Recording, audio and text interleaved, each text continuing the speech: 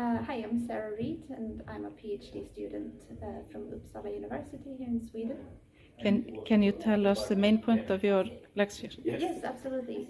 Today I talked about genes and environment in SLE, and this is something that has been debated for hundreds of years, how our genes and environment contribute to different diseases.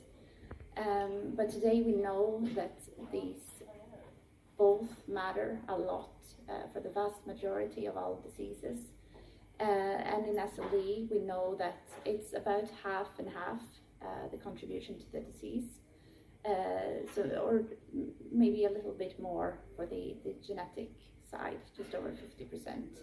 And this is something that we know from twin studies, where we see that in the non-identical twins that share half their genes, the risk of SLE is quite low. It's only around between 2 and 5%, whereas in the patients who are or the twins that are identical and share all their DNA, the risk is around 20 to 50%, so much greater.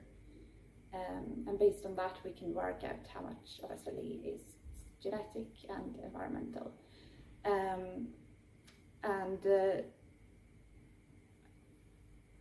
We want, of course, to study both the genetic risk factors and the environmental risk factors to understand what causes the disease. The environmental risk factors can be a bit challenging to study because we know that there are lots of differences in patients with lupus and people without lupus, but it can be hard to know when these differences are caused by the disease and when the differences are causing the disease. For example, it's known that people with lupus, they exercise less, but that's not so strange since they have more fatigue and they have joint pain, etc. So it's probably not a cause of the disease, but a cause by the disease. And in my group, we focus on the genetic side, and we try to find genes that are the cause of SLE, and our group and other groups together have identified over 180 genetic variants which are associated with SLE, and now we are trying to use these variants and look at the combined genetic risk in people with SLE, and we try to correlate that with symptoms of SLE.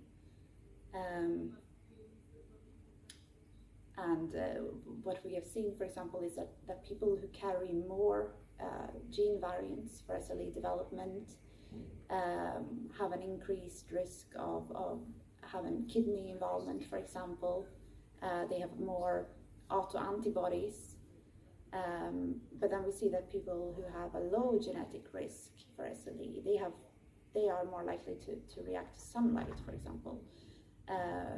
So we're trying to now to improve these models for prediction, so that ultimately we can see already at diagnosis which patient will develop which kind of SLE, and that way we can maybe have a better strategy for monitoring the patients who are at risk of more severe manifestations, and to maybe treat them earlier as well.